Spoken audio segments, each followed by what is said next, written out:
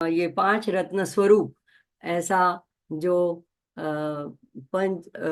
ललिता पंचरत्न स्तोत्रम है, वो उसके द्वारा माँ की आराधना करेंगे। बहुत ही छोटा और अनुपम स्तोत्र है। और आप पहले हम पूरे स्तोत्र का गान करेंगे। आप सभी हमारे साथ म्यूट में रहते हुए भी गान कीजिएगा, और अगर ना हो सके तो कम से कम श्रवण कर लेंगे, तो श्रवण भक्ति भी हमारी इसी से हो जाएगी, तो सुनने मात्र से ही हो जाएगी। तो आइए गान करते हैं श्री ललिता पंचरत्न स्तोत्रम। प्रातः स्मरामि ललितावदनारविन्दं बिम्बाधरं पृथुलमौक्तिकशोभिनासम् आकर्णदीर्घनयनं मणिकुण्डलाढ्यं मन्दस्मितं मृगमदोज्ज्वलफालदेशम् प्रातर्भजामि ललिताभुजकल्पवल्लीं रक्ताङ्गुलीयलसदङ्गुलिपल्लवाढ्यां माणिक्यहेमवलयाङ्गदशोभमानां पुण्ड्रेषु चापकुसुमेषु सृणिर्दधानाम् प्रातर्नमामि ललिताचरणारविन्दं भक्तेष्टदाननिरतं भवसिन्धुपोतम् पद्मासनादिसुरनायकपूजनीयं पद्माङ्कुशध्वजसुदर्शन लाञ्छनाढ्यम् प्रातस्तु वे परशिवां ललितां भवानीं त्रय्यन्तवेद्यविभवां करुणानवद्यां विश्वस्य सृष्टिविलयस्तुतिहेतुभूतां विश्वेश्वरीं निगमवाङ्मनसातिदूराम् प्रातर्वदामि ललिते तव पुण्यनाम कामेश्वरीति कमलेति महेश्वरीति श्रीशाम्भवीति जगतां जननी परेति वाग्देवतेति वचसा त्रिपुरेश्वरीति यश्लोकपञ्चकमिदं ललिताम्बिकायाः सौभाग्यदं सुललितं पठति प्रभाते तस्मै ददाति ललिता झटिति प्रसन्ना विद्यां श्रियं विमलसौख्यमनन्तकीर्तिम्। इति श्री ललिता पंचरत्नम स्तोत्रम। आदि शंकराचार्य को प्रणाम करते हुए इसका अभी सबसे पहला श्लोक देखेंगे। प्रातः स्मरामि ललितावदनारविन्दं बिम्बाधरं पृथुलमौक्तिकशोभिनासम् आकर्णदीर्घनयनं मणिकुण्डलाढ्यं मन्दस्मितं मृगमदोज्ज्वलफालदेशम्। तो ये जो स्तोत्र है ये ललिता त्रिपुर सुंदरी के लिए रचा गया है। और माँ त्रिपुर सुंदरी, महात्रिपुर सुंदरी राजराजेश्वरी का ये एक अत्यंत मधुर सुंदर मोहक नाम है ललिता। जो ललिता का अर्थ शास्त्रों में बताया है कि जो इन तीनों लोकों से जो उन्होंने बनाया उससे वो अतीत हैं, और इन अपने बनाए हुए विश्व के साथ ये खेलती हैं, और उनमें उनसे वे अतीत हुए होते हुए उनके साथ वो खेल में मग्न है। तो ये ऐसी चंचला खेल कूद में ही जिनकी वृत्ति है, सुकुमारता, लालित्यपूर्ण है, ऐसा इसके नाम का सुंदर अर्थ है। और 10 महाविद्याओं में से एक ऐसी जो देवी त्रिपुर सुंदरी है ललितांबिका, उसका यह स्तवन पूज्यपाद आदि शंकराचार्य ने रचा है। तो आचार्य कहते हैं प्रातः काल स्मरामि, यानी जब सूर्य उदित नहीं हुआ हो, अरुणोदय उषा काल हो, तब मैं माँ ललितांबिका के मुखमंडल, ललिता वदनारविंद, मुखमंडल अरविंद जैसे यानी कमल के समान है, उनके वदनारविंद का स्मरामि, स्मरण करता हूँ। तो यहाँ पे अरविंद यानी कमल, और वो जो सुंदर है, कोमल है, तो ऐसा आकर्षक है। और कमल जो है ये पूर्णता का, उत्कृष्टता का, मांगल्यता का भी प्रतीक है। तो यानी जो कीचड़ में से जन्म लेता है फिर भी ऊर्ध्वगति करता है, उससे अलिप्त रहता है। तो ऐसा जो एक अर्थ अरविंद का सूर्य भी होता है, तो सूर्य जैसा तेजस्वी, आभावान, दीप्तिवान, ऐसा जिसका मुखमंडल है, तो यहाँ ऐसे कहते हैं आचार्य की, मैं प्रातः काल में ही उनका स्मरण करता हूँ। तो यहाँ पे सर्वप्रथम जो स्मरामि कहकर स्मरण शब्द उन्होंने बहुत ही सुंदर रूप से प्रयोजित किया है। देखो, अगर हमें प्रातःकाल उठते ही माँ के दर्शन करने हो, तो कम से कम हमारे घर में जहाँ पूजा का स्थान है, कोई मंदिर है, विग्रह है, मूर्ति है, तो वहां तक हमें चलकर जाना पड़ेगा। तो यहाँ पे ये कहते हैं कि कोई भी क्रिया की आवश्यकता नहीं है स्मरण में, क्योंकि बंद आंखों से भी स्मरण किया जा सकता है, वो शक्य है। तो यहाँ एक ध्यान की प्रक्रिया, सूक्ष्म ध्यान की प्रक्रिया, बौद्धिक प्रक्रिया बताई गई है। अर्थात आचार्य का भाव यह है कि प्रत्यक्ष रूप में कोई भी शारीरिक क्रिया न करते हुए भी जागृत, अगर आपने आप में जागृति आ गई है लेकिन अभी आपने आंखें नहीं खोली है, उसके पूर्व ही आपने माँ का स्मरण अपने मन मंदिर में प्रकट होना, यह एक बहुत ही आवश्यक, ध्यान के लिए बहुत ही आवश्यक और अगत्य का और प्राधान्य का विषय है। तो जैसे अगर हम रात को सोते वक्त अगर माँ का चिंतन करके, कुछ स्मरण करके, श्लोक बोल के, जो हमारे इष्ट देव है उनकी प्रार्थना करके सोते हैं, तो जब हम जागृत जागृत हो जाते हैं सुबह को, तो सबसे पहला जो आखिरी हमारा स्मरण में जो बात होती है वही हमें सबसे पहले स्मरण में आती है। तो इस प्रकार कहते हैं कि अब ये मुखारविंद कैसा है, तो आगे कहते हैं बिंबाधरम। बिंब एक प्रकार का फल होता है, तो इसको गुजराती में चणोठी कहते हैं, हिंदी में रत्ती गुंचा भी कहते हैं, जो लाल एकदम ब्राइट, ऐसा तेजस्वी लाल रंग के ऐसे फ्रूट होते हैं।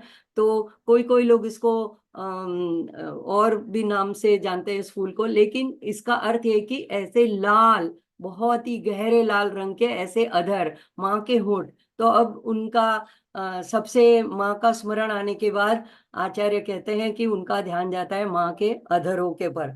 तो बाल रवि के उदित होते हुए ऐसे सूर्य को भी बिंब कहा जाता है। तो ऐसे अरुण रंग का, लाल रंग का जो ऐसा एक फल होता है, जो रत्ती जिसको कहते हैं, गुंजा, ऐसे इनके माँ के होठ है। इसका स्मरण आचार्य सुबह सुबह प्रातः काल में करते हैं। तो माँ का वात्सल्य कैसे प्रकट होता है? माँ जब अपने बच्चे को चूम लेती है, तो ये प्यार भरी चूमी से ही तो प्रकट होता है। इसलिए आचार्य तो बाल भाव से ही अपनी माँ जगत जननी के होठों का स्मरण करते हैं, उनको स्मरण हो रहा है। और लाल रंग प्रेम का प्रतीक है, तो लाल रंग सबसे आकर्षक है, माँ को अधिक प्रिय है।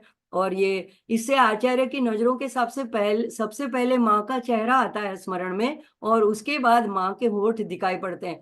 और उसके बाद आता है पृथुल। पृथुल यानी बड़े, और मौक्तिक यानी मोती। उनका शोभी नासम, नासम यानी नाकों के ऊपर ऐसी नथनी जो है वो पृथुल, बड़े बड़े मोतियों से बनी हुई ऐसी नाक के ऊपर नथनी शोभायमान है। तो अब जब होठों पे ध्यान जाता है और होठों का स्मरण आता है, तो उसके ऊपर झुकी हुई थोड़ी सी, उसको स्पर्श करती हुई माँ के ने जो नाक में जो पहना हुआ है आभूषण, उसका ध्यान आचार्य के स्मरण पट पे आता है। तो अब आचार्य की दृष्टि पड़ती है, इसके बाद ऊपर देखते हैं बाल भाव से, तो माँ के नयनों पर दृष्टि पड़ती है, तो स्मरण में दृष्टि आती है। तो कहते हैं आकर्ण दीर्घ नयनम। तो माँ की आंखें कैसी है? बड़ी बड़ी आंखें हैं, दीर्घ, बड़ी बड़ी, और आकर्ण यानी कर्ण तक, कानों तक लंबी खिंची हुई है, विस्तारित हुई है, ऐसे दीर्घ नयन माँ के हैं। तो ललिता सहस्त्रनाम में भी ऐसे आती है। तो ये दीर्घ नयन क्यों है माँ के? क्यों? उनकी दृष्टि चारों ओर है, सब कुछ उनकी नजरों में है, कोई उनकी नजरों से बच नहीं सकता। तो ऐसे आकर्ण दीर्घ नयन, वो सुंदर भी दिखते हैं। तो ऐसे नयन जो है, और उसमें मणिकुंडलाड्यम, मणिकुंडलाड्यम, मणि ऐसे जो शुक्र के तारे तारे के समान प्रकाशित ऐसा मणि, लाल रत्नों वाले जड़ित ऐसे कुंडल जो हैं, कान, अब उनकी आंखों से बाद में कान तक अगर वो नयन दीर्घ है तो फिर दृष्टि जाती है कान पे, तो कान का स्मरण आता है, तो वहां पे कुंडल दिखाई देते हैं। तो कहते हैं कि वहां पे और देखो, बच्चों के लिए, शिशु के लिए माँ की आंखों से हमेशा प्रेम, वात्सल्य, कृपा, करुणा बरसती रहती है। तो बालक हमेशा अपनी माँ की आंखों की ओर देखता है, और उसी से उसको पता चल जाता है कि माँ का मूड कैसा है। अगर गुस्सा भी है माँ तो वो भी माँ की आंखों से पता चल जाता है। और अगर झूठ मूठ का गुस्सा कर रही है शब्दों द्वारा, तो भी आंखों को देख के बच्चा को पता चल जाता है। तो यहाँ पे माँ के दीर्घ नयन जो आकर्षक कानों तक विस्तीर्ण है, तो यहाँ पे कहते हैं आड्यम। आड्यम यानी ये चमकीले, दीप्तिमान और शोभायमान हो रहे हैं। आड्यम आड्यम आता रहेगा शब्द। तो यहाँ पे ये इन कुंडलों की वजह से माँ बहुत ही शोभायमान दिख रही है, माँ का मुखमंडल बहुत ही सुंदर दिख रहा है। तो आगे कहते हैं मंद स्मितम, माँ मंद मंद स्मित कर रही है, स्मित मुखी है। क्यों? क्योंकि माँ ने आकर के जब देखा, तो ऐसे कल्पना कीजिए कि माँ वैसे तो माँ कभी भी सोती ही नहीं है। जब बच्चा छोटा होता है तो माँ आधी जगती रहती है, लेकिन समझो कि माँ पहले जग के अपने प्रातःकालीन कार्य में व्यस्त है, और उनका ध्यान पूरा, उनका पूरा मन जो है वो बच्चे की तरफ है कि बच्चा अब जग रहा है, जाग गया है। तो थोड़ी थोड़ी देर में आकर के देख देख लेती है, बच्चा सोया है पलने में, तो उसके ऊपर नजर कर लेती है। और जब पहले पहले पहल जब माँ को पता चलता है कि हाँ अब ये इसकी हलचल ऐसी दिख रही है कि अब ये धीरे धीरे आंखें खोल रहा है, तो सबसे पहला माँ का क्या प्रतिक्रिया आएगी? तो माँ के चेहरे पर मंद मंद मुस्कान, बच्चे को देख के बच्चा जग गया ये देख करके मंद स्मित माँ के चेहरे पे आ जाता है। तो ये प्रतिक्रिया जब देखते हैं, तो उस शिशु व स्मित वो मुस्कान को जब देखता है बच्चा माँ के चेहरे पे, तो उसको कितनी सुरक्षा, कितना उसको गर्मजोशी, कितने प्रेम से वो भर जाता है कि माँ मेरे सामने सबसे पहले जब नजर खुलती है तो माँ मुझे देख रही है। तो ये ऐसा भाव आचार्य का है यहाँ पे। आगे कहते हैं मृग मद, मृग मदोज्वल, मृग मद यानी कस्तूरी, कस्तूरी का ऐसा तिलक, पूरे भाल प्रदेश में भी लेपन भी किया है या तो तिलक लगाया हुआ है। और फाल देशम, फाल देशम यानी भाल प्रदेश के ऊपर। तो ये भाल प्रदेश, माँ का जो भाल है, माँ का जो ये यहाँ पे ये पूरा भाल चंद्र जैसे हम कहते हैं विनायक को एक नाम, तो ये पूरा भासित हो रहा है, चमक रहा है, पूरा वदन कमल उज्जवल दीप्तिमान हो रहा है। ऐसी माँ का मैं स्मरण कर रहा हूँ। तो देखो गीता में भी दूसरे अध्याय में 62-63 श्लोक में कहा है कि जो विषयान ध्याय तो पुसान, तो वहां पे कहते हैं अगर विषयों का ध्यान करते हैं तो उसका अधपतन होता है, वो प्रणश्यंती। लेकिन इससे विपरीत अगर हम उठते ही अगर माँ का, अगर हम इष्ट का ध्यान करते हैं, स्मरण करते हैं, तो वो ऐसा ध्यान, ऐसा स्मरण हमें आत्म साक्षात्कार तक ले जाता है, ऊर्ध्व दिशा में ले जाता है। तो आगे देखते हैं दूसरा श्लोक। प्रातर्भजामि ललिताभुजकल्पवल्लीं रक्ताङ्गुलीयलसदङ्गुलिपल्लवाढ्यां माणिक्यहेमवलयाङ्गदशोभमानां पुण्ड्रेक्षुचापकुसुमेषु श्रुणिर्दधानाम्। तो अब पहला स्मरण, अब आता है दूसरा स्टेप। तो यहाँ पे कहते हैं कि प्रातर भजामी, तो ये अब कल्पना कीजिए कि माँ बच्चे के पास आ गई है, और आने के बाद क्या करेगी? बच्चा देखती है कि बच्चा जग गया है, माँ मंद स्मित करती है, बच्चे को भी, माँ को देख के बच्चे के चेहरे पर भी मंद मंद मुस्कान आ जाती है। तो इसके बाद की प्रतिक्रिया क्या होगी? माँ अपनी दोनों भुजाओं से बच्चे को उठा लेगी, अपने हृदय से सीने से लगा लेगी, चूम लेगी। तो ऐसे अगर सबसे पहले जो आचार्य को चेहरे के बाद जिस पर माँ का स्मरण आता है या याद आती है, वो है माँ के स्वरूप में माँ के दोनों भुजाएं। तो कहते हैं ललिता को, प्रातः भजामि ललिता, मैं ललिता का सुबह सुबह उसको भजन करता हूँ या उसका पूजन करता हूँ, अर्चना करता हूँ। किस तरह से? तो अब स्वरूप का वर्णन करते हैं। भुज कल्पवल्लिम, तो माँ की दोनों भुजाएं हैं, ये समझो कि कल्प वृक्ष, यहाँ पे वृक्ष की बात नहीं है, वृक्ष तरु, लेकिन यहाँ वल्ली यानी वेल, वेली। तो ऐसे एकदम नाजुक, ऐसी सुकोमल, ऐसी माँ की दोनों भुजाएं वल्ली जैसी है। लेकिन वो वल्ली कैसी है? कल्पवल्ली, कल्प वृक्ष की वल्ली है। यानी जो कुछ मन में हो, इच्छा हो, वो सब कुछ देने में समर्थ, ऐसी कल्पवल्ली जो है वैसी उनकी भुजाएं हैं। अब ये क्यों ऐसा उनको लगता है, तो देखो बहुत जगह पे हाथों का वर्णन आता है, भुजाओं का, उनके आभूषणों का, जैसे ललिता सहस्त्रनाम में आता है, सौंदर्य लहरी में भी करते हैं आचार्य। लेकिन कहीं पे भी भुजाओं कैसी है उसका वर्णन यहीं पे आता है कि उसकी जो तुलना की है कल्पवल्ली के साथ वो यहीं पे की है। तो ये कहते हैं आचार्य का भाव ऐसा है कि हाथ जो है किस किस किस काम में आता है। एक तो बच्चे को पीठ सहलाने के लिए, माथे पर से हाथ सहलाने के लिए, या आशीर्वाद देने के लिए भी हाथों का ही उपयोग किया जाता है। या अगर बच्चा चल नहीं रहा हो या चलना सिखाना है तो हाथ पकड़ के, उंगली पकड़ के उसको चलना सिखाती है। या तो अगर वो गिर पड़ता है तो हाथों से उसको उठा लेती है। या थक जाता है तो गोदी में ले लेती है हाथों से उठाकर। तो अगर बच्चा जब छोटा है तो उसके मुंह में कौर डालने के, उसको खिलाने के लिए भी हाथों का उपयोग होता है। तो ऐसे ये, और जब स्कूल में भी जाने से पहले पहले जो अक्षर ज्ञान, अब तो बड़े छोटे छोटे बच्चों को लोग प्ले ग्रुप वगैरह में रख देते हैं, लेकिन हम लोग जैसे सीखते थे तो माँ ही हमारी उंगली पकड़ के हमको स्लेट पे पार्टी पेन के ऊपर बोलते हैं, स्लेट पे ऐसे चौक से क ख ये लिखना सिखाती थी। तो वो जो अक्षर ज्ञान देने में भी माँ के हाथ, बच्चे के हाथ को पकड़ के वो हाथों द्वारा ही उसको अक्षर ज्ञान भी कराती है। तो सभी में माँ, बालक के लिए माँ के हाथ जो है वो भौतिक दृष्टिया भी कल्पवल्ली के समान है। और ये हस्तकमल की बात यहाँ आचार्य कर रहे हैं, भजामी यानी भज धातु, तो भक्ति सूचक है, तो आदर देना, पूजा करना, ये भज धातु के अंदर समाविष्ट है। तो अगर माँ का हाथ बच्चे के सिर मस्तिष्क पर हो तो उसे फिर क्या कमी है। अगर जो कहते हैं कि उसका छत्र हो, माँ का छत्र हो, तो फिर उस बच्चे के लिए कोई चीज की कमी नहीं रहती।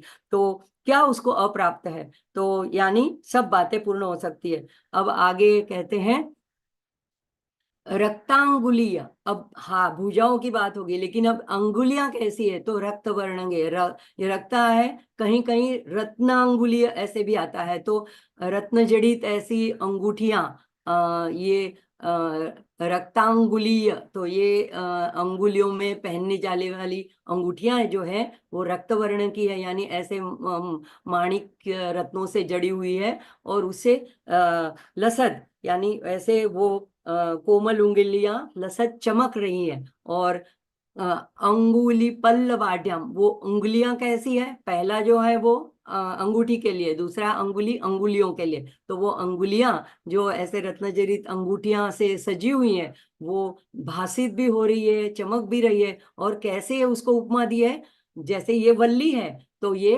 पल्लवाढ्यम। अब जैसे वसंत ऋतु आएगी, बहुत सारे पेड़ों ने अपने पर्ण गिरा दिए हैं, तो उसके जगह में जो कोमल कोमल लाल रंग की जो पत्तियां आती है, कुंपलें आती है, तो वो उसको कहते हैं पल्लवाढ्यम। और खास करके आम्र की जो पल्लव होती है वो लाल रंग की होती है, तो उसको भी संस्कृत में पल्लवाढ्यम, आढ्यम मतलब सुशोभित या भासमान और चमकदार। तो ऐसी नाजुक सुंदर ऐसी अंगुलियां, तो एक तो गौरी उनका नाम है, तो गोरी गोरी बाहें, उसमें गोरी गोरी अंगुलियां, उसमें लाल रंग की ऐसी अंगूठियां रत्न जड़ित, और ऐसी दिख रही है जैसे कि शोभायमान हो रही है, गोरे गोरे अंगुलियों में ऐसे लाल, और ये आभा सारे भुजाओं पे ये भासित हो रही है। और इससे ये बहुत तेजोमय और सुंदर ऐसी हाथ शोभा बढ़ा रहे हैं। अब आता है माणिक्य हेम वलयांग। तो माणिक्य यानी लाल रंग का मोती। तो यहाँ पे कहते हैं कि ऐसे माणिक्य, ऐसे हेम यानी सोने का, सोने से बने हुए वलय, वलय यानी कंगन, और अंगद यानी बाजूबंद, जो भुजाओं के ऊपर की तरफ पहने जाते हैं आभूषण। तो इससे माँ वलयांगद शोभमानम, इससे माँ बहुत ही शोभायमान दिख रही है। तो उन्होंने माँ ऐसे सारे आभूषण धारण किए हैं। अब ये यहाँ पे आगे जो कहा गया है माँ के हाथों के बारे में, कितने हाथ हैं माँ के, तो यहाँ पे ललिता जो चतुर्भुज स्वरूपिणी है, तो यहाँ पे आगे कहते हैं पुंड्रेक्षु चाप कुसुमेषु श्रुणिर दधानाम। पुंड्र, ये लाल रंग को कहते हैं, लाल रंग के। इक्षु यानी गन्ना। तो गन्ना, लाल रंग का गन्ना जो होता है, अगर आपने देखा होगा तो वो ज्यादा मीठा होता है, और थोड़ा हल्के रंग का, ग्रीन रंग का होता है तो थोड़ा फीका होता है। तो लाल रंग के गन्ने का इक्षु यानी गन्ने का चाप, चाप यानी बाण, उन्होंने अपने हाथ में धारण किया हुआ है। और कुसुम ईशु, ईशु यानी बाण। तो ये कुसुम यानी फूलों के बाण। तो ये जो ललिता के स्वरूप का वर्णन आता है कि 5 फूलों से बने उनके पास ऐसे जो बाण हैं, एक हाथ में, नीचे के दोनों हाथों में। और श्रुणी, श्रुणी एक कोई लोग इसका अनुवाद अंकुश करते हैं। तो इससे पाश अंकुश दोनों लेना होता है। जैसे मीटर में नहीं बैठता है, तो श्रुणी 3 चीजें हैं, तो श्रुणी यानी पाश अंकुश दोनों। और कोई कोई लोग श्रुणी का अर्थघटन करते हैं कि चंद्र। तो चंद्र को भी अपने भाल में उन्होंने धारण किया है। तो दोनों बातें माँ के स्वरूप में खरी बैठती है। तो ये दोनों अर्थ है। तो अब ये माँ के त्रिपुर सुंदरी के भुजाओं का वर्णन है। तो ये 4 हाथ साधक के लिए क्या देते हैं? तो कहते हैं कि ये 4 पुरुषार्थ, धर्म अर्थ काम मोक्ष। तो यानी माँ जो है भुक्ति मुक्ति दोनों प्रदान करने वाली है। हाथों का स्मरण करके कहते हैं उन्हें मैं भजता हूँ। तो प्रातः काल की बेला में मैं आराधना करता हूँ। अब रस पूर्ण, जो लाल रंग का गन्ने का बाण है, वो रस जो है, वो गन्ना है, वो रस देता है, यानी धर्म का प्रतीक है। और पराक्रम का माध्यम ऐसा है जो, वो है धनुष। तो वो अर्थ का प्रतीक है, और उसे अर्थोपार्जन कर सकते हैं। फूलों के बाण जो है वो कामनाओं के प्रतीक है। तो काम जो पुरुषार्थ है उसका प्रतीक फूलों के बाण है। और आत्मनियमनकारी अंकुश, तो ये मोक्ष का प्रतीक है। अगर आत्मनियमन कर ले, इंद्रियों पे नियमन कर ले, तो मोक्ष प्राप्त कर सकते हैं। तो ऐसे सौंदर्य लहरी में भी 8 नंबर का श्लोक जो है कि ऐसे भजने का अवसर, माँ को, ऐसी माँ को भजने का अवसर किसे प्राप्त होता है? तो वहां पे पूरा विस्तृत वर्णन तो हमारी ये तन्मय शिव संकल्प मस्तु की साइड पे आप देखेंगे, तो सौंदर्य लहरी के 1 से लेकर के सारे 11 तक के सत्रों के श्लोक वहां पे विस्तार से वर्णन किया हुआ है। यहाँ पे हम सिर्फ उसका संदर्भ ले रहे हैं कि आप चिदानंद लहरी स्वरूप हो, तो सब आपके आप जो है सब प्रकार के ज्ञान सुखदाता हो। भजंती त्वाम धन्याहा कतिचन चिदानंद लहरी। तो ये जो कहते हैं, कौन आपका ऐसे आपका स्वरूप का भजन कौन करता है? भजंती त्वाम धन्या, जो धन्य है, यानी ऐसा आपकी सेवा भक्ति का सौभाग्य, सद्भाग्य पूर्व जन्मों के पुण्य से ही जिनको प्राप्त हुआ है, वही आपकी ऐसी भजना कर सकते हैं, आपको भज सकते हैं। तो यहाँ पे सुंदर रीति से चारों हाथों में और उनके आयुधों का वर्णन, तो पहले चेहरे का वर्णन किया, बाद में हाथों का वर्णन किया, पहले स्मरण किया, बाद में भजन पूजन अर्चना की। अब देखते हैं आगे कि तीसरे श्लोक में आचार्य क्या कहते हैं। प्रातर्नमामि ललिता चरणारविंदम भक्तेष्टदान निरतं भव सिंधुपूतम पद्मासनादिसुरनायक पूजनीयम पद्मांकुशध्वज सुदर्शन लांछनाढ्यम। तो यहाँ पे अब तीसरे श्लोक में कहते हैं कि देखो, स्मरण हो गया, माँ का भजन हो गया, अब नमन, अब वंदन की, प्रणाम की, प्रपन्न होने की बात करते हैं। तो अब आचार्य कहते हैं ललितांबिके के चरण कमलों की वंदना करते हुए कहते हैं, मैं प्रतिदिन प्रातः नमामि, प्रातः काल में मैं चरणों की वंदना करता हूं। और वो चरण कैसे हैं? तो चरणारविंदम, अरविंद यानी कमल जैसे सुकोमल है। तो जिसमें ऐसा मांगल्य है, शुद्धता है, पवित्रता है, और सुंदर सौंदर्य है। देखो, अरविंद या कमल को हर जगह पे उपमा के तौर पर उपयोग में लाया जाता है। जैसे चरण कमल, हस्त कमल, वदन कमल, नयन कमल। तो कृष्ण की भी स्तुति करते हैं तो ये कमल, अरविंद यानी कमल, तो इस तरह से उसके साथ उसकी तुलना की जाती है। ऐसे तो अतुलनीय है, लेकिन हमारे जैसे लोगों की समझ में आए, हम इसका ध्यान कर सके, इसलिए ऐसे आचार्य या संत जन जो है ऐसी उपमाओं का उपयोग करते हैं। वैसे कोई सीधा संबंध तो हम कह नहीं सकते कि ऐसे कमल के जैसे ही हैं, लेकिन अगर हमको माँ का ध्यान करना है तो निर्गुण निराकार का ध्यान हम कर नहीं सकते, इसीलिए हम उनको एक नाम देते हैं, उनके रूप की कल्पना करते हैं, स्वरूप की कल्पना करते हैं, और इस तरह से हम माँ से जुड़े रहते हैं। तो यहाँ पे कहते हैं ऐसे ललिता चरणार विंदम। कैसे है ये चरणार विंद? तो भक्त इष्ट दान निरतम, भक्तेष्ट दान निरतम, भक्त लोगों के लिए ये इष्ट यानी जो योग्य है वही दान प्रदान करने वाली है, और वैसे ये चरण यही ये दान प्रदान करने वाले हैं। तो अभी इष्ट यानी क्या? इष्ट यानी जो हमें अच्छा लगता है ये नहीं, इष्ट यानी जो हमारे लिए हितकर है, जो हमारे लिए योग्य है, अच्छा है, हमारे लिए संपर्क है, समर्पक है। तो ऐसी चीजों का ही माँ हमें भक्तों को दान करती है। नहीं तो कोई कुछ भी मांग ले और माँ दे दे, ऐसी बात नहीं है। तो देखो, अगर बच्चा छोटा भी रहता है और वो बाजार में निकलता है, हजार चीजें मांगता है, लेकिन माँ को पता होता है कि इसको कौन सी चीज दिलानी है, कौन सी नहीं दिलानी है। अगर अब भी बीमार है तो उसको आइसक्रीम नहीं भी दिलाएगी, तो जो नहीं भी मिलता है हमको, तो उसमें भी हमारा हित होता है। तो हमको ये समझने की माँ क्षमता देती है कि जो हमें मिल रहा है जीवन में वो सारा प्रसाद रूप है। तो भक्तेष्ट दान निरतम। अब इसलिए मुझे जो चाहिए वह नहीं, लेकिन मेरे लिए जो जरूरी है, आवश्यक है, वही माँ देती है, क्योंकि वो श्री माता है और वो हमारी जरूरियातों को हमसे बहुत ज्यादा अच्छी तरह से जानती है। तो अब भक्तों के लिए ये कैसी है? भव सिंधु पोतम, पोतम यानी जहाज, भव यानी संसार, सिंधु यानी सागर। तो ये भव सागर में हम चक्र चक्कर लगाते ही रहते हैं, लगाते ही रहते हैं, लेकिन अगर हमें पार उतरना हो तो हमें एक ऐसा जहाज चाहिए जो हमको अगले सामने के किनारे पे ले जाए। तो इसके लिए माँ के चरणारविंद ही काफी है, चरणों का आश्रय ले लो, यही काफी है, यही जहाज है। तो उसके एक बार हम उसके शरणागत शिशु बनकर अगर उस जहाज में बैठ गए, यानी चरणों को पकड़ लिया, तो बस बाद में खेवैया तारनहार तो माँ स्वयं बन जाती है। तो जैसे एक भजन में गाया है, डोरी सौंप के तो देख एक बार, उदासी मन काहे को करे, तेरा राम जी करेंगे बेड़ा पार, उदासी मन काहे को करे। तो यही है कि हमें डरना नहीं है,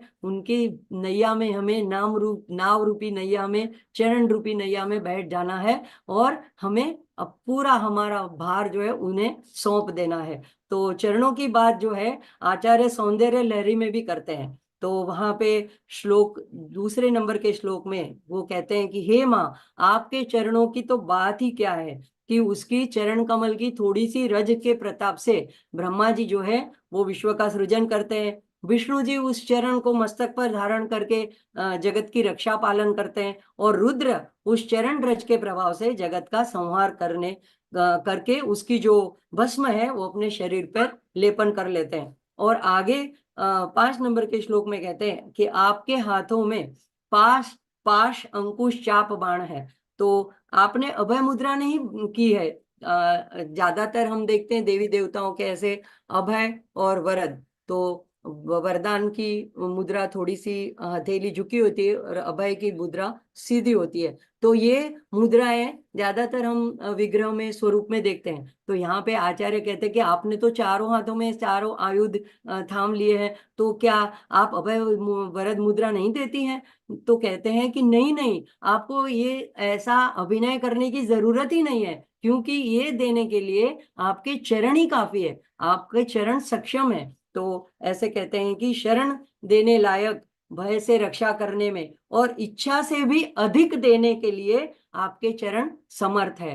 तो ऐसे चरणों की महिमा सौंदर्य लहरी में कहते हैं आचार्य। और आगे सौंदर्य लहरी में 14वें श्लोक में कहते हैं कि सहस्त्रार में आपके चरण हैं, और वो सहस्त्रार में जो चरण है वो वहीं से ऊर्जा का, किरणों का ऐसा प्रकाश देते हैं सारे छठ चक्रों को। तो उसी से सारे देवताओं का भी पूजन हो जाता है। तो अगर आप आपके चरणों का पूजन किया तो उसके अंदर सारे देवताओं का पूजन समाविष्ट हो जाता है। तो ऐसे चरण कमलों की जो महिमा है सौंदर्य लहरी में जगह जगह पे आचार्य ने बहुत बड़ी खूबी से उसको वर्णन किया हुआ है। तो ये जो चरण है, हमारे शरीर के अंदर भी माँ का जो कामेश्वर कामेश्वरी शिव कामेश्वरांकस्था, तो यहाँ पे सहस्त्रार में दोनों सामरस्य में मौजूद है, और उनके चरण कमल से जो अमृत प्रवाहित होता है वो सारे नस नाड़ियों में से होकर के सारे षट चक्रों को ऊर्जा प्रदान करता है। तो ऐसी ही माँ, उसके चरण कहीं दूर हमें ढूंढने जाने की जरूरत नहीं है, हमारे अंदर ही है। तो आगे कहते हैं हाँ, पद्मासना, पद्मासनादि नहीं, उसी उसी श्लोक में अभी हम वहीं पे है। पद्मासनादि सुरनायक पूजनीयम, तो अभी पद्मासन पे आसीन, तो पद्म पे आसीन, ऐसे एक अर्थ हमने देखा कि पद्म यहाँ पे सहस्त्रार में आसीन, तो महासहस्त्र कमल में ये भी एक अर्थ लिया जाता है। उसका उनको सब लोग पूजा करते हैं। या दूसरे अर्थ में जो पद्मासन में स्थित है यानी ब्रह्मा जी, और आदि यानी और ब्रह्मा विष्णु रुद्र, ये सारे देवतागण, और सूर्यनायक, सूर्यनायक यानी इंद्र, उनके द्वारा आप पूजनीयम है। तो ये ऐसी आप माँ जो सबके द्वारा पूजनीय है। अभी अब देखते हैं कि कमल जो है यह बहुत सूचक ऐसा प्रतीक है, शुद्धता का और पूर्णता का, पवित्रता का, अलिप्तता का, असंगता का, कोमलता का, सौंदर्य का, और प्रसन्नता भी अर्पित करता है। तो ऐसा जो सौंदर्य का प्रतीक है, तो इसमें अर्थ भी बहुत गहरा छुपा है। क यानी नहीं के अर्थ में, और मल यानी दोष, तो जिसमें कोई दोष नहीं है वही है कमल। तो ऐसे कमल जो कीचड़ में जन्मते हुए भी ऊर्ध्व दिशा में ऊपर की ओर अलिप्त रह करके जो खिलता है, तो ऐसा कमल, और उसमें आप आसीन हो, ये भी एक अर्थ होता है। और सभी देवता गणों को भी ये कमल प्रसन्नता अर्पित करता है, तो हम भगवान की पूजा में भी कमल अर्पण करते हैं। तो यहाँ पे ब्रह्मा आदि विष्णु रुद्र द्वारा पूजित, तो सौंदर्य लहरी के श्लोक नंबर 24 में भी इसकी बात आती है कि आपकी आज्ञा से ही, आपके इशारे पर, आपके एक क्षण मात्र की थिरकती हुई आपकी पलकें, आप पलक झपक करती हैं, इसी को आज्ञा समझ करके ये जो पंच कृत्य है, स्थिति, सृष्टि, स्थिति, लय, तिरोधान और अनुग्रह, ये सब कुछ घटित होता है। और सदाशिव अनुग्रह करके आपके इस इशारे मात्र को आज्ञा समझ करके फिर से जगत को अनुग्रह करके उत्पन्न करते हैं। दूसरा हम देखेंगे सप्तशती में, तो वहां पे भी ब्रह्मा जी द्वारा रात्रि सूक्त के रूप में, और प्रथम अध्याय में भी ब्रह्मा जी की जो स्तुति है योग माया के प्रति, तो वहां पे भी पूर्ण पूर्ण स्तुति पूजनीय पूजा के रूप में है। उसमें से एक श्लोक में आता है, आप सौम्या हो, सौम्यतर हो, और इतना ही नहीं, जितने भी सौम्य सुंदर पदार्थ है विश्व में, उन सबसे बढ़कर आप अत्यंत अधिक सुंदर हो, और आप सर्व स्वरूप हो। तो सत असत सभी पदार्थ, सभी वस्तु की शक्ति रूप आप ही हो। ऐसी स्थिति में आपकी स्तुति कैसे हो सकती है? सात्वम किम स्तूयसे सदा, तो ब्रह्मा जी कहते हैं ऐसी स्थिति में हम आपकी स्तुति कैसे कर सकते हैं? कौन कर सकता है आपकी स्तुति? ऐसे अर्गला स्तोत्र में ऋषि जो है विष्णु है, तो वो सप्तशती में कहते हैं कि इंद्राणी पति सद्भावे पूजिते परमेश्वरी, यानी इंद्र के पति यानी इंद्र भी आपको सद्भाव से पूजा करते हैं परमेश्वरी। कृष्णेन संस्तुते देवी शाश्वत भक्त्या सदाम्बिके, तो हे अंबिका, कृष्ण द्वारा भी आप शाश्वत भक्ति से पूजित हो। चतुर्भुजे चतुर्वक्त्र, यानी चार जिनका मुख है, ऐसे ब्रह्मा जी द्वारा संस्तुते परमेश्वरी। तो रूपन देही जयन देही यशो देही दुशो जय, यानी हमारे रूप और जय दे करके, हमारे यश दे करके, हमारे काम क्रोध आदि शत्रुओं का नाश कीजिए। तो अब ये चरण की वंदना देव देवता असुर नायक सभी कर रहे हैं, तो कहते हैं कि अगर हम करें तो ये इसमें क्या बड़ी बात है, हमें तो करनी चाहिए। जब इतने महान लोग माँ के चरणों की पूजनीय है, उनकी पूजा करते हैं, उनको वंदन करते हैं। अब ये चरण कमलों पर और क्या आगे विशेषण बताए, तो पद्मांकुश और सुदर्शन लांछनाढ्यम, ये पद्मांकुश ध्वज सुदर्शन लांछनाढ्यम। तो ये सारे जो चिन्ह से आपके चरण जो है वो विभूषित है। उसमें क्या क्या है? पद्म है, अंकुश है, ध्वज है, सुदर्शन है। तो कहते हैं कि जो पद्म ध्वज यानी ये विजय का प्रतीक है, तो ऐसे, और अंकुश और सुदर्शन जो है ये भक्तों की रक्षा के प्रतीक है। तो ऐसे आपके चरणों को प्रातः नमामि, मैं आपको, नमामि में बहुत गहरा अर्थ है, मैं आपके चरणों में अपना अहंकार, अपना कर्तापन, अपनी बुद्धि, अपने आप को मैं अपने चरणों में अर्पित करता हूँ, नमन करता हूँ। तो भक्ति, प्रेम और आदर का भाव भी यह नमन प्रकट करता है। तो यहाँ पे आचार्य कहते हैं कि माँ की आराधना का क्रम हमें बताते हैं। पहले कहते हैं कि स्मरण, फिर प्रार्थना, अर्चन, और अब इस श्लोक में वंदन यानी नमन। तो वैसे पूजन के बाद भी हम इष्ट देवता को साष्टांग नमन करते हैं। तो एक भागवत में जो बात आती है, अक्रूर जी जब कृष्ण को लेने पहुंचते हैं मथुरा से वृंदावन, तो जैसे जैसे नंद बाबा का घर नजदीक आता है, तो वो देखते हैं कि रेत में कृष्ण के बाल पद्म चिन्ह वहां पे अंकित हुए हैं, और उसमें उन्हें ये सारे चिन्ह दिखाई देते हैं, जो सुदर्शन, ये अंकुश, ध्वज वगैरह। तो ये समझ जाते हैं कि ये जो पद चिन्ह है ये तो कृष्ण के, और उनका बड़ा भक्ति भाव था उनके प्रति। तो वो उन पद चिन्हों पर अपने पैर नहीं रखना चाहते, तो रथ से कूद पड़ते हैं और रेत के अंदर अपना लेट जाते हैं, और अपने आप को उस रेत से लपेट लेते हैं। तो इसलिए उन पद चिन्हों का इतना महिमा वहां पे और इन चिन्ह भागवत में भी दर्शाया गया है। तो अब ये चिन्ह जो है वो मोक्ष दिलाने वाले भव सिंधु पोतम ऐसे जहाज हैं। आगे देखते हैं। अब तीनों श्लोकों में माँ के पूरे स्वरूप का वर्णन होने के बाद, आगे के श्लोक में अब माँ के स्वरूप के बाद गुणों का वर्णन करते हैं आचार्य। कहते हैं, प्रातस्तुवे परशिवां ललितां भवानीं त्रय्यंत वेद्य विभवां करुणानवद्यां विश्वस्य सृष्टि विलय स्थिति हेतु भूतां विश्वेश्वरीं निगमवांग मनसाति दूराम।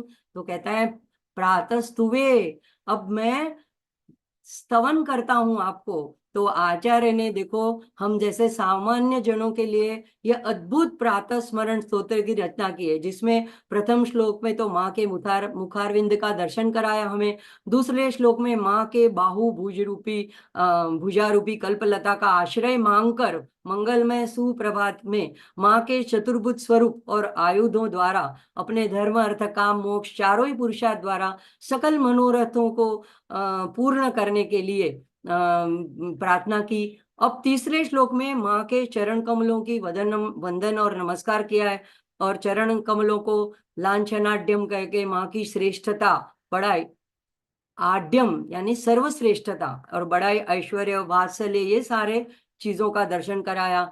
अब आगे इस श्लोक में माँ के गुणों का वर्णन करते हैं। तो यहाँ पर माँ को परम शिवाम, ललिताम और भवानीम ऐसे तीन नाम इस श्लोक में दिए गए हैं। तो इन संबोधनों से पुकारते हुए स्तुति का आरंभ करते हैं और कहते हैं, हे माँ, मैं भक्ति युक्त अंतकरण से आप परम शिवाम यानी पर ब्रह्म रूप ऐसी श्री माता की स्तुति करता हूँ। शिव यानी आप श्रेष्ठ, अत्यंत पवित्र ऐसी शिवम, शिव यानी कल्याणकारी, ऐसी माँ ललिता आप हो, ऐसी पवित्र हो। और ललितम, जैसे आप हमने आगे देखा, माँ का ऐसा एकदम आनंदी, प्रफुल्लित और सहज, सुकोमर, सौम्य ऐसा स्वभाव है, इसीलिए उनको ललिताम कहा गया है। तो ऐसी ललिताम भवानीम, तो यहाँ पे भवानीम, भवानीम में दो अर्थ छिपे हुए हैं। देखो, भव यानी ये भगवान सदाशिव, और भवानी यानी उनकी चैतन्य शक्ति। तो भवानी ये एक सीधा साधा अर्थ है। दूसरा है कि भव यानी संसार के जन्म मरण के स्वरूप, संसार के कारण रूप ऐसे भव, और भवानीम उनकी पत्नी, उनकी शक्ति। तो ये भवानीम हमें इस भव संसार से पार कराने वाली है। दूसरा भव का अर्थ आता है ये करुणामय स्वामी के जो गुरु थे आनंदनाथ, आनंदानाथ, तो उन्होंने उसका अर्थ ऐसे किया है कि भव आनी, ऐसे विग्रह किया है। तो भव आनी यानी मैं ही शिव हूँ।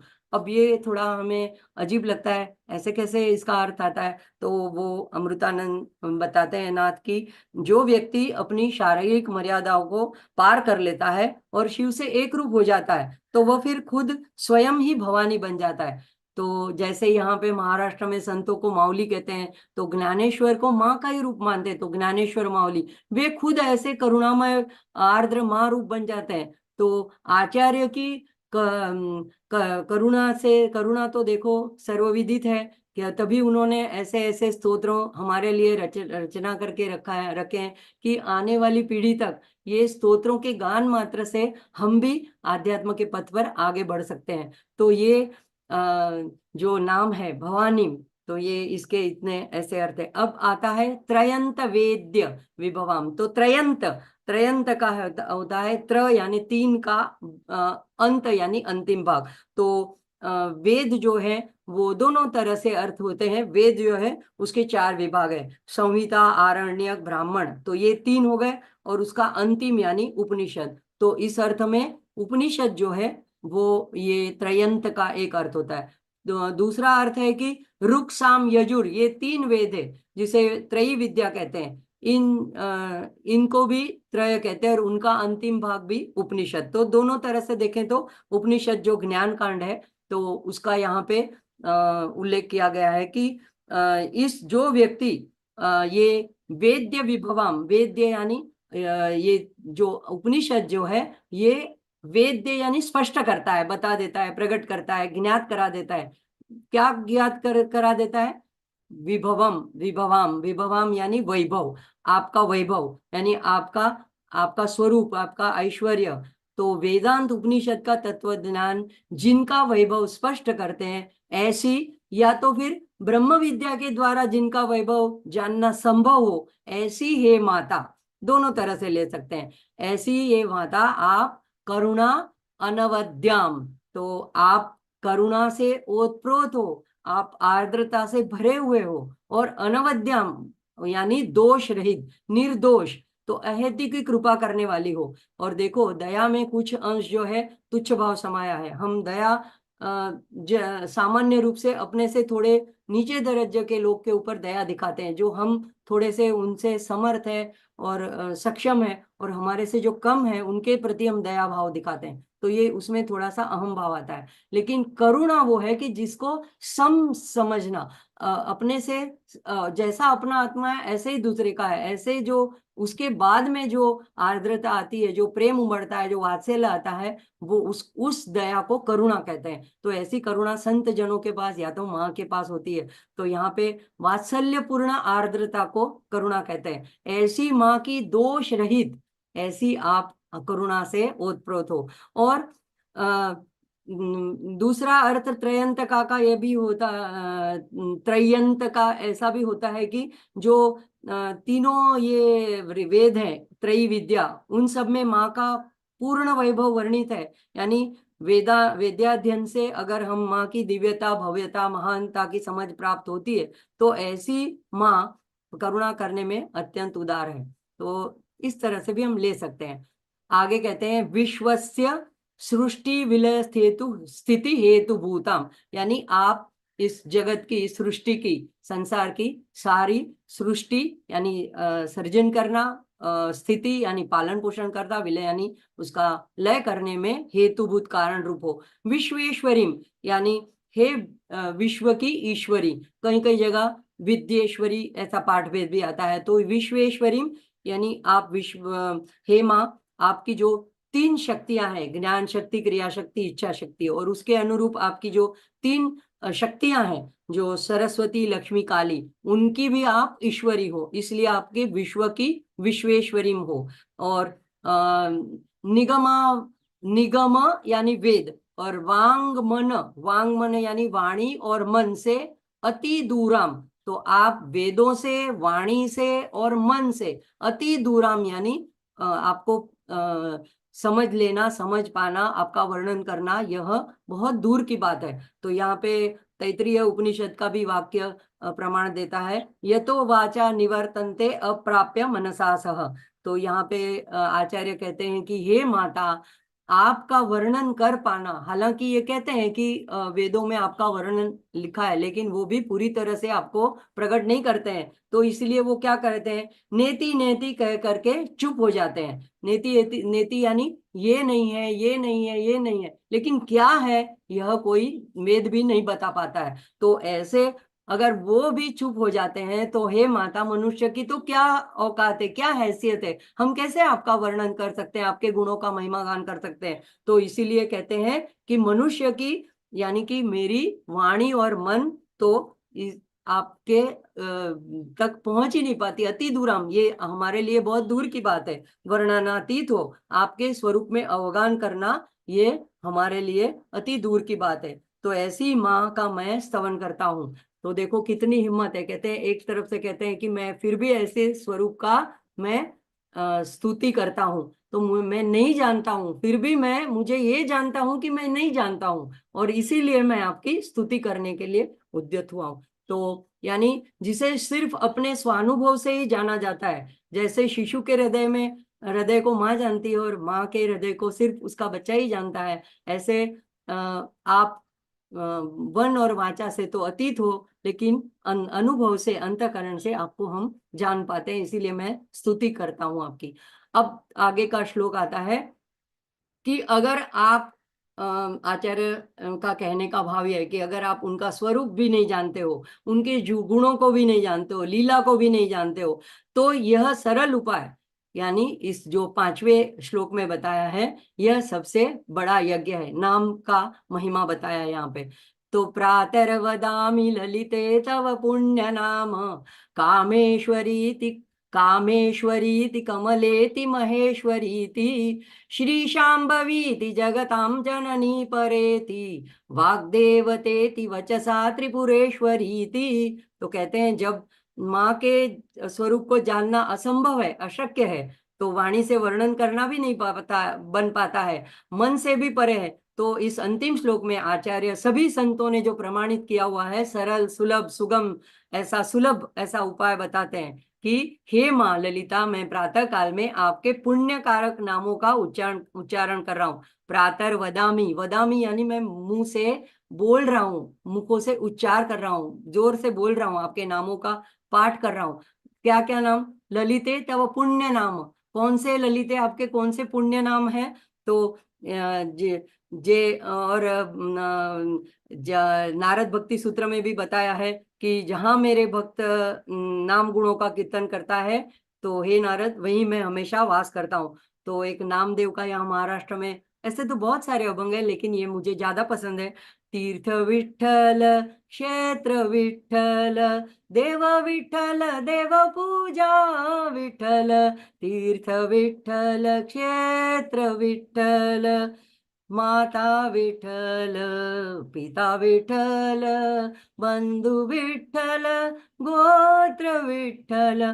तो यहाँ पे नामदेव महाराज बोलते हैं कि सब कुछ विठ्ठल है, एक विठ्ठल नाम पकड़ लिया तो उसमें सारा कुछ समा गया था, नाम की इतनी महिमा बताए। और आखिरी में कहते हैं, नामा म्हणे माझा विठ्ठल सापडला, मैंने विठ्ठल को पा लिया है, पकड़ लिया है, मेरी पकड़ में आ गया है। तो किससे? नाम के आधार पे। तो यहाँ पे ये इतना छाती ठोक के कह सकते कि मुझे विठ्ठल मिल गया है। तो कि ललिता जैसे सहस्त्र नाम में माँ के 1000 नाम है, ललिता त्रिशती में 300 है, ललिता अष्टोत्तर शत में 108 है, और खड़गमाला में 102 है, सौंदर्य लहरी में 100 श्लोक है। इन सभी नामों में एक एक में माँ के अलग अलग गुण, माँ की कृपा, माँ की लीला, चरित्र, महिमा, ऐश्वर्य, वरदान, और सारा ऐसा भाव छिपा हुआ है। और ये सारे मंत्र रूप नाम है।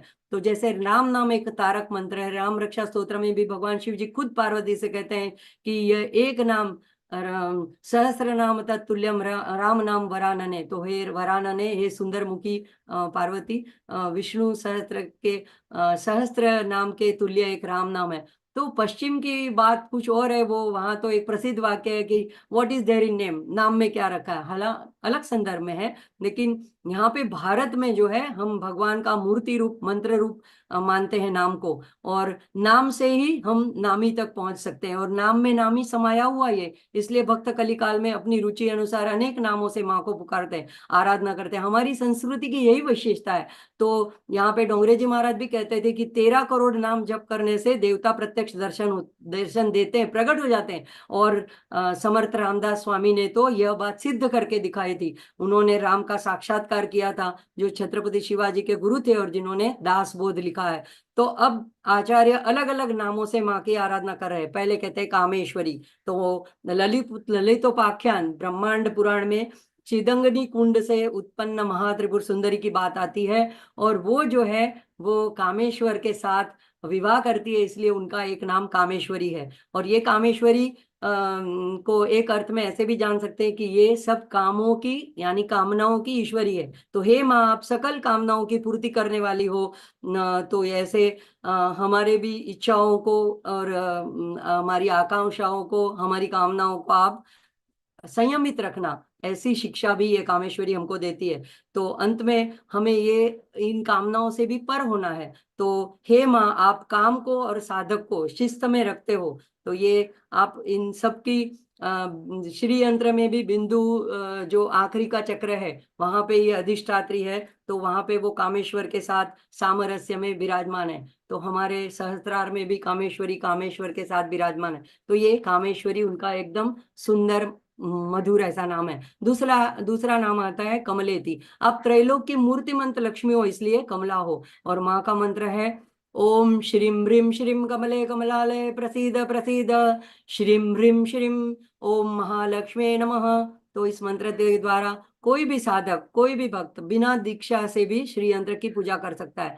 तो आप कमल में निवास करती हो, कमल की तरह ऊर्ध्वगामी वृत्ति की प्रदाता हो, तो साथ में हे माँ, आप सभी को आनंद प्रदान करने वाली हो और ऐश्वर्य प्रदाता हो, सकल संपत्ति और सकारात्मकता प्रदान करने वाली हो, ऐसी आप कमला हो। तो इसीलिए आपको कमला कहते हैं। और महेश्वरी थी, महेश्वर की सहचारिणी, सहलीला सहचारिणी, तो इसलिए महेश्वरी है। यह स्वरूप क्रोध का भी प्रतिनिधित्व करता है, तो हमें क्रोध और हिंसा को काबू में रखना भी ये महेश्वरी सिखाती है।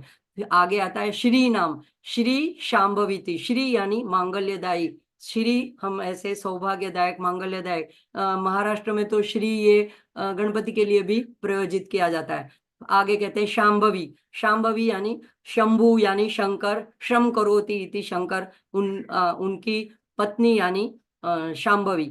दूसरा आता है शम, और उसके साथ भू यानी निर्माण होना, तो जिनके चरणों से जगत का निर्माण हुआ है, ऐसा शंभु, और उनकी चैतन्य शक्ति यानी शांभवी। शांभवी मुद्रा भी होती है। तो अमृतानंद कहते हैं कि शांभवी मुद्रा किसे कहते हैं, जब आप किसी वस्तु को देखते हो, देखते हुए भी नहीं देखते हो, वस्तु आपकी नजर दृष्टि जो है वो वस्तु और आपके बीच में ही कहीं रुक जाती है, आप किसी अलग विश्व में खो जाते हो। और तब अगर कोई आकर के बीच में आपको पुकारता है, आपके आपके सामने से गुजर जाता है, तो भी आपको पता नहीं चलता। लेकिन जब कोई ऐसे हाथ करता है कि अरे कहाँ हो, तब करके हम ध्यानावस्था से भंग होकर के इस जगत में आते हैं। तो ऐसी शांभवी मुद्रा यानी आंखें खुली पलकों के होते हुए भी कुछ ना देखे और माँ के अंदर उस विश्व में खो जाए, इस तरह से माँ की आराधना करनी चाहिए, उसको अमृतानंद शांभवी मुद्रा कहते हैं। ऐसे श्री विद्या को भी शांभवी विद्या कहते हैं। तो ऐसी शांभवी, आप शांभवी हो, इतने सारे अर्थ शांभवी में से निकलते हैं।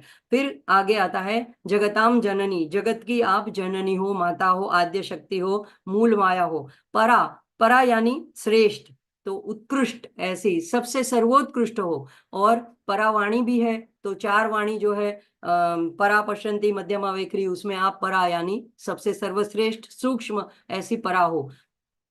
आगे कहते हैं वाग देवते थी, तो वाणी की देवता हो, तो आप वाणी की सिद्धि भी देती हो और हर एक प्रकार की, 4 प्रकार की वाणी का नियमन भी करती हो। अब हर एक पक्षी, पशु पंखी, जीव जंतु सब कुछ ना कुछ आवाज तो करते ही है, कुछ ना कुछ बोली तो बोलते हैं, लेकिन उसमें वाणी नहीं होती। उनमें ध्वनि होती है लेकिन वाणी नहीं होती। ये वाणी जो है सिर्फ मनुष्य को वरदान मिला है। तो इसका उपयोग हमें माँ का आभार व्यक्त करने हेतु, उनके कार्य करने हेतु, और उन्हीं के गुणगान गाने हेतु करना है। ललिता सहस्त्र नाम में नाम आता है मातुर का वर्ण रूपिणी। खड़गमाला के प्रत्येक चक्रों में श्री यंत्र में बीज मंत्रों के रूप में ये वर्ण के रूप में अधिष्ठित है। हमारे शरीर रूपी श्री यंत्र में प्रत्येक ऊर्जा केंद्र में षट चक्रों में भी माँ वाग देवता रूप से बसी है। ऐसी आप प्रत्यक्ष विद्या की देवी सरस्वती हो, तो वाणी देकर हमें माँ ने मनुष्यत्व दिया है, तो बस इसलिए आप वाग देवता हो। और वचसा वदामी, लेकिन वचसा हमें वाणी से वैखरी रूप से इन नामों को जोर से वदामी बोलता हूं। और त्रिपुरेश्वरी थी, तो त्रिपुर क्या क्या है, तीनों लोक की आप ईश्वरी हो। इन त्रिक को आप अनेक रूप से दर्शाया जाता है, जैसे कि हमारी चेतना की अवस्था, जागृत, स्वप्न, सुषुप्ति, हमारे शरीर, स्थूल, सूक्ष्म, कारण, ऐसे हमारे तीन काल है। हमारा जीवन का भूत, भविष्य, वर्तमान जिनको ज्ञात है, उनकी जो ईश्वरी अधिष्ठात्री है। तीन लोग जो है, स्वर्ग, मृत्यु, पाताल, या इन सभी की आप स्वामिनी हो, तो इसीलिए आप त्रिपुरेश्वरी थी, इस नाम से भी आपको जानते हैं। तो आपको हम प्रातः वदामी, मैं आपको इन सब नामों से आपका स्मरण करते हो। तो अब आचार्य हमें यहाँ देखो कितना सरल उपाय बताते हैं कि अगर आप ललिता सहस्त्र नाम के 1000 नामों का स्तवन नहीं कर पा रहे हो, खड़गमाला के 102 नाम का भी नहीं कर पाते हो, आपसे नहीं बन पा रहा है, सौंदर्य लहरी या कल्याण वृष्टि स्तोत्र का भी पाठ नहीं कर पा रहे हो, तो इन 5 श्लोक द्वारा माँ के इन 12 नाम, ललिता, परम शिवा, भवानी, विश्वेश्वरी, कामेश्वरी, कमला, माहेश्वरी, शांभवी, जगताम जगती, जननी, पराम, श्री, वाग्देवता, त्रिपुरेश्वरी, इन के द्वारा प्रातः वंदना स्तुति कर सकते हैं। तो इसलिए हमको आचार्य प्रेरणा दे रहे। तो आरंभ में कहते हैं कि बौद्धिक स्तर पर आप स्मरण से माँ को आराधना कीजिए, बाद में मानसिक स्तर पे वंदना से, और अंत में वाचा रूप से शारीरिक स्तर पर मुख से सतत नामोच्चारण। यह क्रम आचार्य हमें बताते हैं। अब आखिरी का जो श्लोक है, आज थोड़ी ज्यादा समय मर्यादा बढ़ गई है, लेकिन मैं स्तोत्र पूरा करना चाहती हूँ, इसलिए थोड़ा क्षमा चाहती हूँ। लेकिन छठा फलश्रुति का श्लोक भी आज ही देख लेते हैं। यह अंतिम श्लोक में इसमें फलश्रुति बताते हैं। यह श्लोक पंचकमिदं ललितांबिकायाः सौभाग्यदं सुललितं पठति प्रभाते तस्मै ददाति ललिता झटिति प्रसन्ना विद्यां श्रियं विमल सौख्यम अनंत कीर्तिम। तो यहाँ पे कहते हैं यह श्लोक पंचकमिदम, ये जो हमने 5 श्लोकों का पंचक का बना हुआ, ये जो 5 श्लोकों से बना हुआ पंचक, ललितांबिकाया, ललितांबिका का जो हमने देखा अभी, तो ये कैसा है, सौभाग्यदम, ये सौभाग्य देने वाला है।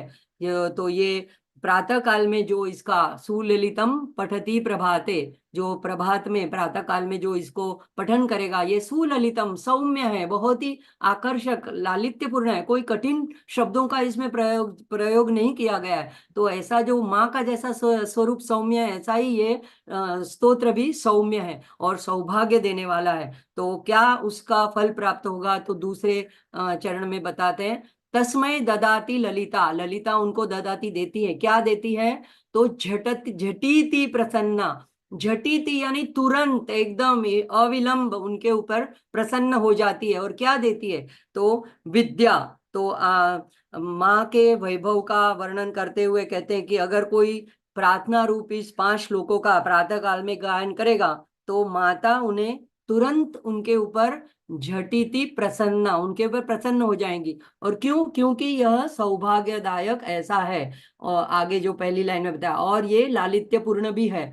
तो ऐसे प्रसन्न होकर पहला वर माँ क्या देगी, विद्याम, विद्याम अर्थात आध्यात्म विद्या, ब्रह्म विद्या, आत्मज्ञान, अपने स्व का ज्ञान। यानी जो साधक प्रातः काल में आंख खुलने से पहले ही माँ का स्मरण करेगा, माँ को याद करेगा, उसको माँ सर्वोत्कृष्ट वस्तु प्रदान करती है। प्रातः काल में हमारा मन शांत होता है, वृत्ति रहित होता है, ऐसा शुद्ध पवित्र मन, अंतःकरण माँ की आवाज, हमारे भीतर की आवाज, ये सुनने में सक्षम होता है। ऐसा साधक ये विद्या प्राप्त करने में अधिकारी बनता है। तो यह तभी ब्राह्म मुहूर्त का इतना ज्यादा अधिक महत्व शास्त्र में बताया गया है। प्रातः काल के कुछ क्षण ऐसे होते हैं कि ऐसे पूरे दिन भर में हमारी एक दाहिनी ये पिंगला और बाई इड़ा, यानी ये दोनों जो नॉस्ट श्वासोश्वास की गति जो होती है, यानी सुषुम्ना और ईड़ा और पिंगला से ऑल्टरनेट के बाद एक ऐसे क्रमशः चलती रहती है हमारी प्रक्रिया। तो लेकिन ब्राह्म मुहूर्त में कुछ क्षण ऐसे होते हैं कि जब ये दोनों पथ छोड़ करके जो ऊर्जा जो है वो सुषुम्ना तीसरी नाड़ी से होकर के सीधे सहस्त्रार तक पहुंचती है, तो उस वक्त ब्रह्म ऐसा जो उच्च कोटि का ज्ञान है वो हमें प्राप्त होता है चिंतन करने से, ध्यान करने से। तो कहते हैं कि ऐसे प्रातः काल में जो आपका स्मरण जब ध्यान करेंगे उसका महिमा ऐसा अनोखा है कि उसको आप विद्या देंगे। सौख्यम यानी वैभव, विमल सौख्यम, विमल मल रहित यानी अधिक निरतिशय शुद्ध, ऐसा ऐसा जो अनंत आनंद है, ऐसा सौख्यम आनंद, अनंतम अनंत कीर्तिम। तो सामान्य व्यवहार में हम सुख जब हम पाते हैं तो किसी न किसी दुख पर वो आश्रित होता है और अवलंबित होता ही है। आप इस पर चिंतन करें, हमको जो भी सुख प्राप्त होता है उसके पीछे किसी न किसी की हिंसा छुपी हुई होती है, जाने या अनजाने। तो कोई भी ऐसा निर्दोष सुख नहीं होता है। तो व्यक्ति को हमेशा दुख मिश्रित सुख ही प्राप्त होता है। तो ऐसा शुद्ध सुख एक ही है। अगर हम स्वयं को जान ले, स्वयं को पाले, तो आत्म सुख का पाना, तो गीता में भी कहा आत्मैव आत्मानाम तुष्ट, ऐसा सुख माँ की कृपा से प्राप्त होता है। यानी बाहर कोई भी परिस्थिति हो, अंदर भीतर सदैव प्रसन्नता बनी रहती है, और उसी को कहते हैं विमल सौख्यम। यानी ऊंच नीच आते रहते हैं मेरे कर्मों के हिसाब से जो भी हमें मिलता है, लेकिन हम प्रसाद बुद्धि से कि माँ का दिया हुआ है ऐसे उसको ग्रहण करते हैं, तो हमारे अंदर ये विमल सौख्यम बना रहता है। प्रसाद बुद्धि से प्रसन्नता बनी रहती है। अनंत कीर्तिम, कभी भी समाप्त न होने वाली ऐसी कीर्ति। यह अंतिम पद बहुत ही महत्वपूर्ण है। जगत में लोग स्वार्थ बुद्धि से कभी कभी हमारे समक्ष हमारी कीर्ति गुणगान करते हैं, हमें खुशामद करते हैं, बखान करते हैं, लेकिन ये प्रसिद्धि कभी कभी हमारी पद की वजह से, पैसे की वजह से, बुद्धि की वजह से, अलग अलग या अपना कुछ काम निकलवाना हो इस वजह से भी हो सकती है। लेकिन सच्ची कीर्ति यह है कि जो व्यक्ति जब हाजिर ना हो और उसके जाने के बाद भी उसके बारे में जो उद्गार निकालते हैं, गौरव को गौरव से उसको याद करें, ये सच्ची कीर्ति है। तो ऐसी कीर्ति किसको प्राप्त है? जैसे कि संत जन ने, तो ऐसे कितने राजा महाराजा आए और चले गए, लेकिन संत जन जो हैं, सच्चे अनन्य भक्त हैं, जिनका शरीर अभी शांत होने पर, अभी हमारे बीच ना रहने पर भी, हजारों वर्ष बीत जाने के बाद भी उनकी महिमा आज भी बरकरार है। तो लोग उनके कार्यों को याद करते हैं, बखान करते हैं, उनके उपदेश का अनुसरण करते हैं। तो ऐसी कीर्ति प्राप्त करने के लिए हे माँ, हमसे ऐसे कार्य घटित हो जिसकी सुगंध कायम रहे, और ऐसे हमें कार्यों में निमित्त बनाना। तो ये माँ साधक को ऐसा ही वर देती है, ऐसे कार्य उनके द्वारा खुद करवा लेती है जिससे उनकी कीर्ति शाश्वत बनी रहे। तो माँ की कृपा से हम सबको जीवन में ऐसे ही कार्यों में माँ प्रेरित करती रहे, निमित्त बनाने का अवसर हमें प्राप्त कराएं, और जैसे माँ के भक्त के रूप में हमारी भी कीर्ति बनी रहे। जैसे ज्ञानदेव महाराज, रामकृष्ण परमहंस, मीरा, तुलसी, नरसी, ऐसे अनेक संत महात्माओं, इनकी कीर्ति आज भी शाश्वत है। जैसे शंकराचार्य, जिनके हम इतने स्तोत्रों का पठन अभ्यास करते हैं, तो उनकी भी कीर्ति आज तक कायम है। तो ऐसे ही अनंत काल तक आगे भी लोग उनको याद करेंगे। यही प्रार्थना माँ को करते हुए, माँ के चरणों में आज का सत्संग अर्पण करते हुए इस आज के सत्संग को समाप्ति की ओर बढ़ाते हैं शांति मंत्रों के साथ।